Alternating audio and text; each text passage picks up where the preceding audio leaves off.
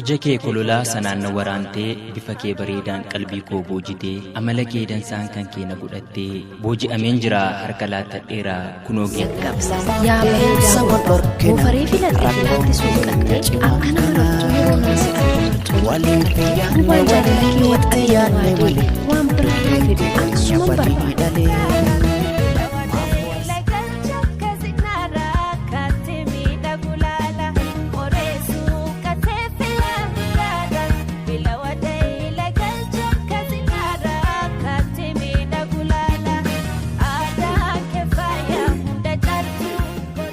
Anis filannoon koo suma qofa giiftii haadha simboo akka kan kootaatu yeroon ta'ee yaadu nan gammada aboo akkan si jaalladhu gubaa jaalala keef waanan ta'aa jiru si qofa mitiin bar hunduu yoo na argu fuula koorraa baru adda kiyya gubbaa katabamee jira akkan si jaalladhe kana hunduu beekaa ani kan koo miti qaatan sittoof laadhe hoggantuu miira koo to'attuu waa maraa qalbi qabeettii koo sinna gaha garaa yeroon si in yaadu abdiinatti horaa fageenyaan jiraachuun yeroof nama qoraa giiftii koo bareedduu hedduu si yaadeera mee malanaaf maliyeessa tola garraa.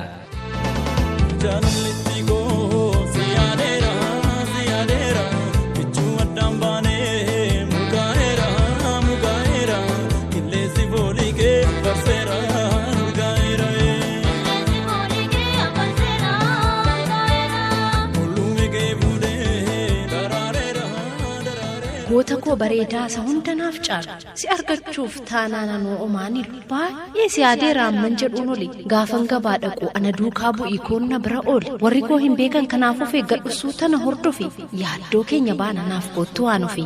Namni fagaatulee yaadni koo.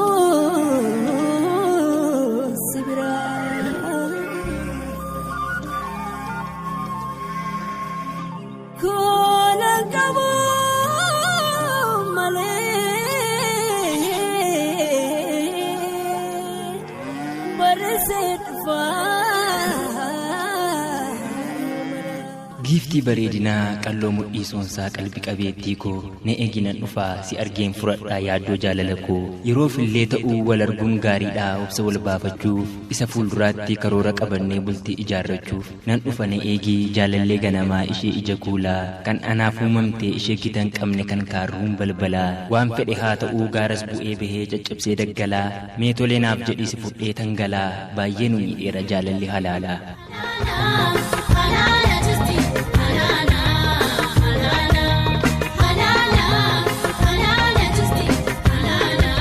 Tolee bareedaa koo jaalala koo dhugaasi waliinan gala akka haadha manaa si kunuunfachuudhaaf an waadaan siif gala. Yoosankaan kootuudii deeyee firfiriin gadoofaa niyyee jimma buusanii kaaluu yawaadee kokkaayoo jaartiin lafuudii deeyee wanta bootta kuukaa niyyee shakkee fuudhanii baaduu. Ogeettii koo wallaantu onnee koo utubduu qaama koo anillee sin jaalala sooree si gammachiisuudha koollee karoorri koo si fudheetan bada hunda duraa dhoksee kan fedhe haa odeessu waan fedhe hasaasee nuti ni unanna jaalala isa dhugaa isa yoomuun kufne feenu dambaliinee ogummaadhaan daakna galaana jaalalaa isa hin quufamne. Yaadabula harkanii guyyaa sumannaa ta'ee hanqiruu guyyaa yaadabula harkanii guyyaa sumannaa ta'ee hanqiruu guyyaa. Bareeduun tala altuna malaa dhufeessi fuudhaa warra eegala yaadabula harkanii guyyaa sumannaa ta'ee hanqiruu guyyaa yaadabula harkanii guyyaa sumannaa ta'ee hanqiruu. Kun qophii dambalii jaalalaati hordoftoota keenyaa kan dhaggeeffachaa jirtan OBN baay'ee sin jaallanna. Nagaan keenya kabajaaf jaalalaa bakka isin jirtan maratti isin haa qaqqabu jecha qophii dambalii jaalalaa keenya kan guyyaa har'aatiin walaloo baay'ee bareedaa ta'e kan dargaggoon lamaan shamarraniif dhiirri jechuudha bifa wal jalaa qabuutiin jaalala isaanii ittiin ibsatan isin biraan geenyeerra. Keessaawuu dargaggeessii fi shamarran wal jaallatan akkamittiin akka waliif ibsatanii fi yaada isaanii gara fuulduraati kan isaan ibsatanii turan jechuudha kanneen wal jaallatanii walirraa fagoo jirtan keessaawuu egaa akkamitti wal arginaa eessatti immoo wal arginaa jettanii kan yaaddoo isinitti ta'es hin dhabamtanii egaa kanaaf immoo falli hedduutu jira egaa karaa sooshaal miidiyaa namni wal arguu danda'a bilbilaan wal quunnamuu danda'a dabalataanis immoo geejibnis immoo mijataadha.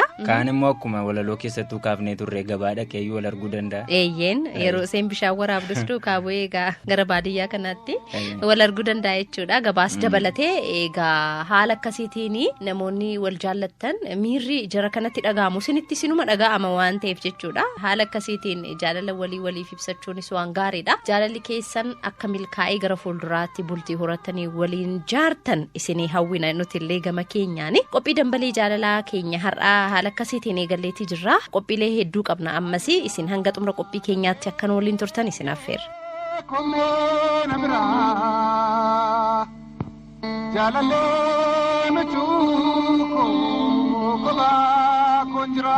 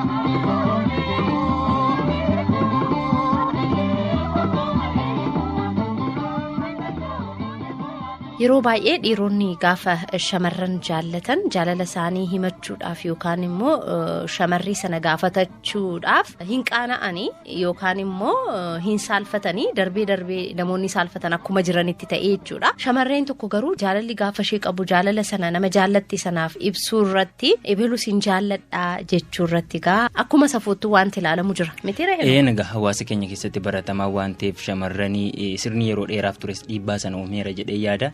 Yeroo dheeraadhaaf sirni ture egaa shamarran golama keessatti hojii mana keessaa wal qabatee dhiiratti ba'anii dubbachuu dadhabuun kun wanti kun akka baratamu godheera jedhee yaada kanaaf jaalala isaan keessa jiru ifa baasanii dubbatachuu irratti hanga irraatti rakkoo uumee jira kanaaf egaa fallisaa maal ta'u jetta akkuma warra dhiiraa shamarreen tokkos anis jaalladheera jaalala keetiin qabameera jettee haa himattu ta'uu qaba ture silaati himachuu danda'uu qabdi turte maaliif namni nama jaallate wajjin jiraachuudhaaf dursee keessa saadhaa baasee akka jaallatu sanatti himachuu danda'uu qaba sanaaf furmaata kan ta'u immoo dubbatachuu qofa. Dubbatachuu gaa shamarreen jechuun dubartoonni baay'ee gamnoota Oromoon gaafa mammaakuu kee humna bishaanii mallikee mala dubartii siifa ta'u jedhee mammaaka mitiire akkasittiin kan nama eebbadha inumaa kun mammaaksayyuu duwwaa miti egaa kana keessatti dubartiin mala beekti nama jaallattus gaafa nama sana jaallattu afaaniin itti machuu haadhiistu malee wantoota adda addaatiin akkasa jaallattu itti matti jechuudha inni yoo dubbisuu danda'e yoo miira ishee beekuu danda'e jechuudha. Sirriidha dhiirris miira sana beekee wantoota shamarran irraa mul'atu jira yeroo jaalalaan gaafa jaalalli isaan qabu dhiirris waan sana beekee gaafachuu danda'u qaba jedhee ulaabatteetii fi itti maa jirti jechuudha. Haala isheerraa waan dubbisuu danda'u qaba waan argu qaba sana ka'umsa godhachuudhaan itti adeemuu danda'a jedhee kan abbaate jechuudha fardis kunooti dirreenis kunooti waan akkasii fakkaata jechuudha maalumaafuu shamarreen tokko gaafa jaalalaan qabamtu mallattoo seen agarsiistutu jira yookaan immoo warra dhiirotaaf jechuudha gaafa durbi tokko yookaan shamarreen tokko si jaallattu waan ishee irraa argitee na jaallatteeti jettee akkati murteessitu wantoonni si taasisan danuutu jira wanti kun maalinni jechuun keessan hin oolu itti dhiyaadha.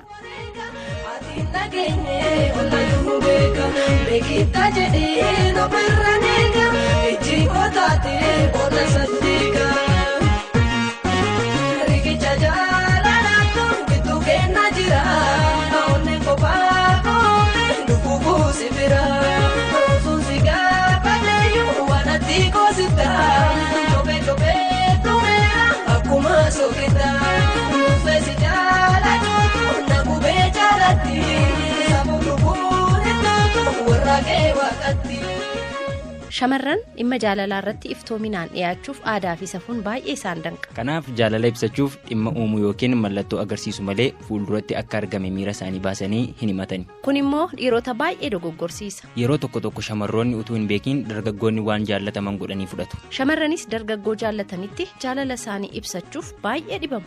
Egaa shamarreen tokko yoo dhiira tokko jaalalaaf feetu mallattoo akkamii calaqqisiifti?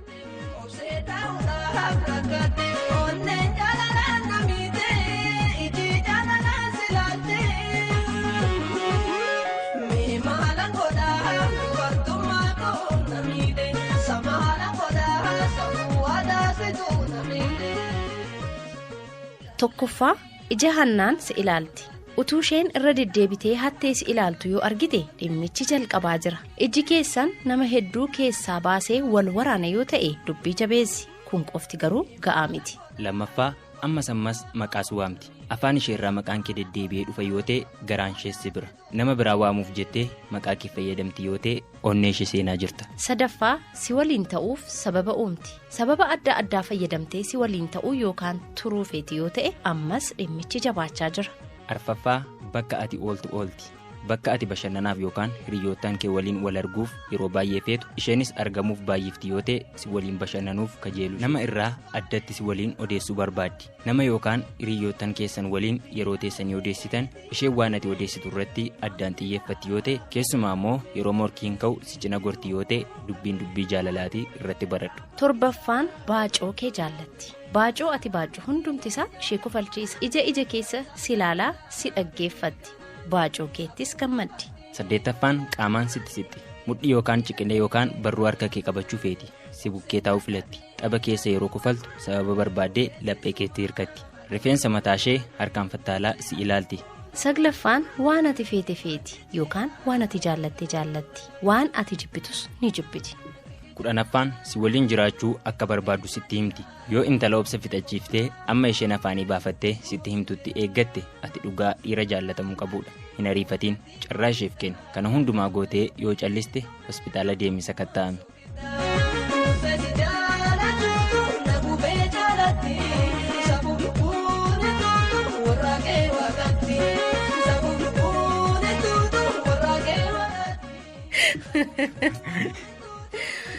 Egaa dhaggeeffattoota keenya shamarreen tokko dhiira tokko gaafa jaallattu mallattoo isheerraa mul'achuu danda'u tarii namoonni hiriyummaadhaan gaafa walitti siqan mallattoo kanneen keessaa fakkeenyaaf yeroo baay'ee waliin ta'uu waliin kolfuu waliin taphachuuf baacoo nama jaallattu qabaachuu dandeessa. Nama sana wajjiniin addatti odeessuu dandeessa ta'a jechuun jaalalaan osoo hin ta'in akkasuma obbolummaadhaanis jechuudha. Kuni hunduu mallattoo jaalalati jechuu baannus irra jireessaan garuu mallattoo kana agarsiisnaan dhugumattuu seensi jaallachaa jirti jechuudha. Warri dhiiraa kana xiyyeeffannoo keessa galchaati hin hookatis. Baay'ee gubamuun koon oolee beekta. Mallattoo kana iddoo baay'eetti argaan ture. Nama meeqa irratti argaan ture? Mallattoo kana nama baay'ee irratti argaan ture waan ta'eef. Waliin haasa'uudhaaf carraa hin arganne? Waliin haasa'uudhaaf carraa hin arganne. Anis mallattoo kana hunda hin beekne.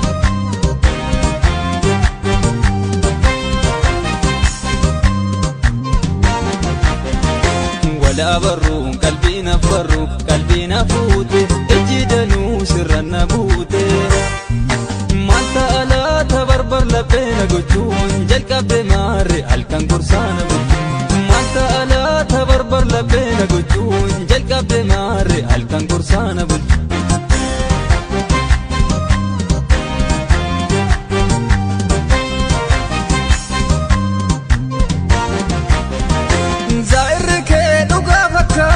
Halkan natti jabaata na amanii amma baatullee nama feetes yoo gaafattellee qalbii fuutee narrarraasini gaafii biraa natti hin kaasini marii adheen dubbii fagooti tolee jechuun furmaata kooti. Dhaloonni koo kijibuu didaa kanaatti feete nan si fidaa. Humna kiyyaa ol kan ta'ullee si waa dhabaa warra kadhullee. Walee muraas kootu sanyii namaa boruu na fakkaate torbaan lamaa.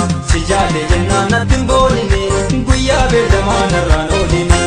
Anas si barbaade si leellisa jechoota filee sitti weeddisa tijaale jennaan natti hin boonini guyyaa beekamaa narraan oolini.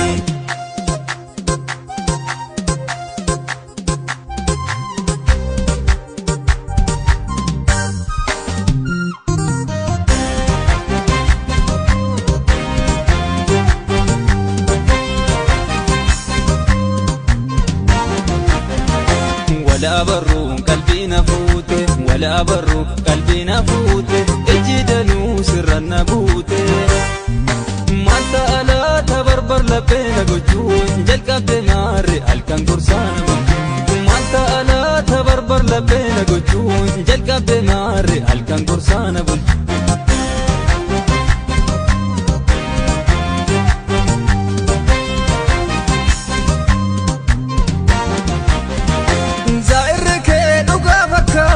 halkan natti jabaata na amanii ammoo baatullee nama feeteessoo gaafattellee qalbii fuutee narrarraasini gaafii biraa natti hin kaasini marii adheen dubbii fagooti tolee jechuun furmaata kooti.